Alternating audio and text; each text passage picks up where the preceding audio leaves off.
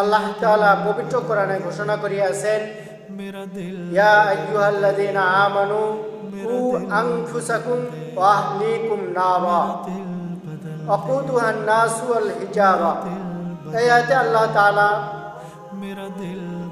ঈমানদারদেরকে উদ্দেশ্য করে বলেছেন, হে ঈমানদারগণ, তোমরা নিজেদেরকে এবং তোমাদের পরিবার পরিজনকে জাহান্নামের আগুন হতে বাঁচাও, যার জ্বালানি হবে মানুষ এবং পাথর। আমরা আমাদের পরিবার পরিজনকে কিভাবে বাঁচাবো?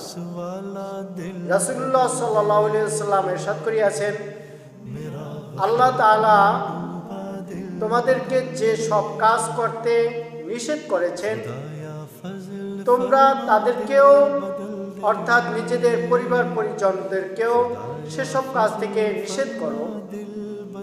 এবং আল্লাহ তাআলা তোমাদেরকে যেসব কাজ করতে আদেশ করেছেন, তোমরা তোমাদের পরিবার পরিজনকে সেসব কাজ করার জন্য আদেশ প্রদান করো।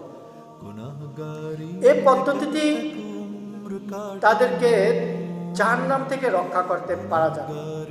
ফকিহগণ বলেন, স্ত্রী ও সন্তান সন্ততিকে ফরজ ও হালাল হারাম বিষয়গুলি শিক্ষা দেওয়া এবং তা পালন করানোর চেষ্টা করা প্রত্যেক মুসলমানের উপর ফরজ।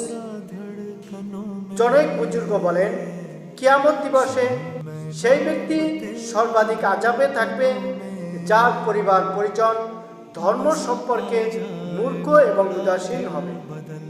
আল্লাহ তাআলা আমাদের সবাইকে এই আয়াতের উপরে আমল করার তৌফিক নসিব করুন। আমিন।